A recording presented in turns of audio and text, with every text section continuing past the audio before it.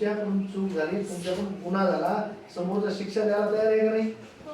पण चूक झाली आहे मला समजलं, समजल्यावर आपण रेटवर राहायचं का? माझी चूकच झाली नाही, माझी चूकच झाली नाही, मी चुकीचं नाही असं म्हणणार का? काय करायचं पटकन? सॉरी सॉरी म्हणा, वडील का ना चूक झाली ना माझी. समोरचा बरोबर काय होतो? शांत होतो. अरे याला याची चुकीची जाणीव झाली, याला काय झाली? चुकीची जाणीव झाली, त्याविषयी सोडून आणि ती माफ करून देतात. बरोबर आहे. त्याच्यामुळं स्वारी म्हणायला शिका. आज गुरुपौर्णिमा आहे, आपले आई वडील, आपले आजी आजोबा, आपल्या आजोबाचे वडीलधारी मंडळी, शाळेतले आपले गुरुजन, आपल्या सोबत खेळणारे सगळे जे आपले मित्र आहेत, हे प्रत्यक्ष अप्रत्यक्ष आपल्याला काहीतरी शिकवतात. आता तुम्हाला मी पाठीमागे सांगितलं होतं, माणूस हा कधीपर्यंत शिकत असतो?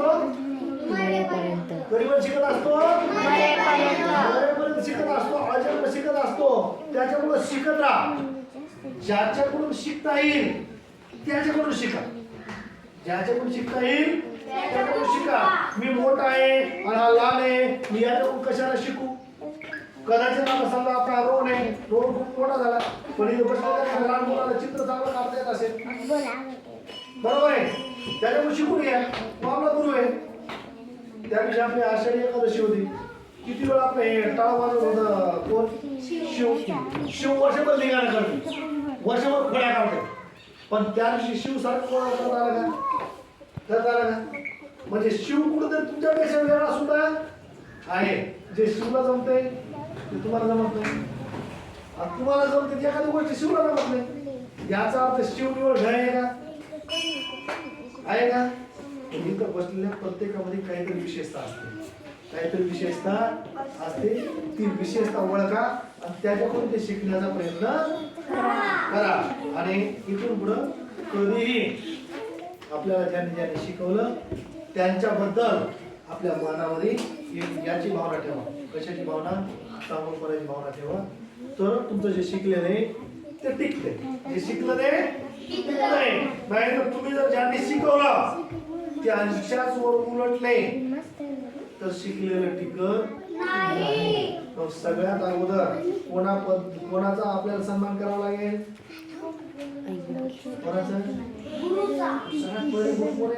आई वडील. आई कोणे? आई. आधी तुम्हाला सांगतो गुरुपौर्णिमा आहे. गुरुपौर्णिमेच्या दिनाच्या निमित्तानं सगळ्यांनी एक निर्धार करा. लक्ष द्या. म्हणजे तुम्ही करत असाल किंवा नसाल तरी आजपासून चालू करा. काय चालू करा सांगतो तुम्हाला. रंजित, किती जण सकाळी येताना आई वडिलांचे दर्शन करून येतात? आई वडिलांचे दर्शन केलं चांगलं वाटते का नाही? बर, घरी आई नसेल वडिलांचे दर्शन कर, वडील नसतील आईचे दर्शन कर. किती वेळ लागते असं करायला? आणि जोपर्यंत तुम्ही आई वडिलांचे दर्शन करता तोपर्यंत तुम्ही चांगले राहता. तुम्हाला वाईट नाद लागत नाही. वाईट अजिबात वाईट नाद लागत नाही. भले आपले आई वडील आहे, त्यांना एखादं चुकीचं नाद असेल, एखादं व्यसन असेल, बरं का, नाही त्याला आपल्याला नाव ठेवायचं का? आपण काय करणार इथून पुढे हे ठरवा. आधी एखाद्याचे वडील असतील तर मग खात असतील, त्याला इलाज नाही, खातात. कोणाच्या तरी संगतीमुळे खायला लागले ते. त्यांना कोणी हे वाईट आहे असं सांगणार नव्हतं, कोणी संगताने चामड ओढणारा नव्हतं, आणि त्यांना हे वाईट आहे का चांगलं हे कळत नव्हतं. म्हणून ते मग खायला लागले, गुटखा खायला लागले, प्यायला लागले. त्याच्यात त्यांची एकट्याची चूक असते का? नाही. कोणाच्या तरी संगतीमुळे झाला, किंवा वाईट आहे सांगणार पण नव्हतं, म्हणून त्याला व्यसन लागून गेलं. म्हणून त्यांच्याबरोबर लगेच आपल्या डोक्यात तिरस्काराची भावना ठेवू नका. जी आपल्या आईवडिलांची चूक झाली ती सुधारण्याची संधी कोणाला आहे? तुम्हाला आहे, बरोबर आहे. मग तुम्हाला यासाठी काय करावं लागेल? भरपूर अभ्यास करावा लागेल, चांगलं राहावं लागेल, नीट करावं लागेल. तर उद्यापासून आता मला सांगा किती जण असे आहे आम्ही घरी तर आई वडिलांचे पाया पडल्याशिवाय येणार नाही? विचारू घरी विचारू फोन करून. इतके जण पडतात? छान. म्हणजे तुम्ही जर पाया आता पडत असाल किंवा आता पडणार असाल, त्याच्यानंतर तुमच्या आई वडिलांचं मूड बघा तुमच्याबद्दल, बरं का? हाताने करा. जे मूल आई वडिलांच्या पाया पडून निघते त्यांना आई वडील चांगलं समजतात, चांगलं म्हणतात, आणि आणि तुमच्या म्हणजे कोणत्याही तुमच्या ज्या अपेक्षा आहेत तुमच्या ज्या गरजा आहेत त्या पूर्ण करण्याचा प्रयत्न करता बरं का. तर गुरुपौर्णिमेनिमित्त एवढं निर्धार करा. आजी आजोबा असतील त्यांचे पाया पडा. युवराज प्रतीक आपल्याला आजी आजोबा भरपूर काही शिकवतात. मग त्यांना बसल्या जागा पाणी तांदूळ दिलं तर काय फरक पडते? काही फरक पडेल का? त्यांना जेवणाचं ताट नेऊन दिलं काही फरक पडेल का? त्यांच्या औषध गोळ्याची पिशवी त्यांना काढून दिली काही फरक पडेल का?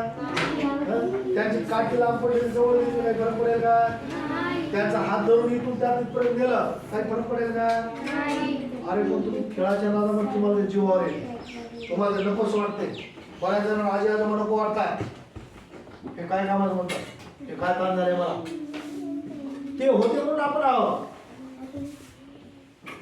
आपलं मूळ कोण आहे? आई वडील. आपले आजी आजोबा, आपले पणजी पंजोबा, आपले आई वडील याच्यापैकी एकही नसला असतं. एकही आपण असलो असतो नाही ना. मग त्यांनाच का नाव ठेवायची? त्यांच्याबद्दल कधी आत्मीयतेची भावना ठेवा. आणि गुरुपौर्णिमेच्या निमित्तानं तुम्हाला शिकवणाऱ्या सगळ्यांच्या बद्दल एक मनामध्ये चांगली भावना ठेवा. आम्हाला या गुरुपौर्णिमेनिमित्त समजा सकाळी उठल्यानंतर आम्हाला ज्यांनी ज्यांनी शिकवलं, आईची आठवण होते, वडिलांची आठवण होते, कोणी काय शिकवलं हे आठवतात बरं का.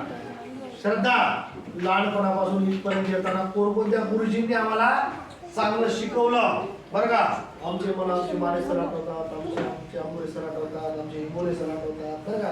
माझे अनेक मित्र आठवतात ज्यांच्यापासून मी काही शिकत राहिलो आताही शिकत राहतो बरं का.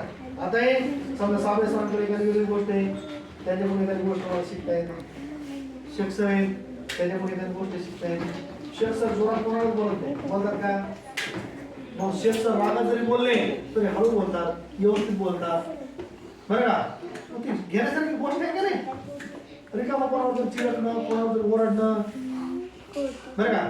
असं करतो प्रत्येकाकडून काहीतरी आपल्याला शिकण्यासारखी गोष्ट असते. त्याच्यामुळं गुरुपौर्णिमेच्या निमित्तानं जिथून जे जे मिळत ते ते शिकत राहा. आणि आई वडिलांचं दर्शन केल्याशिवाय येऊ नका.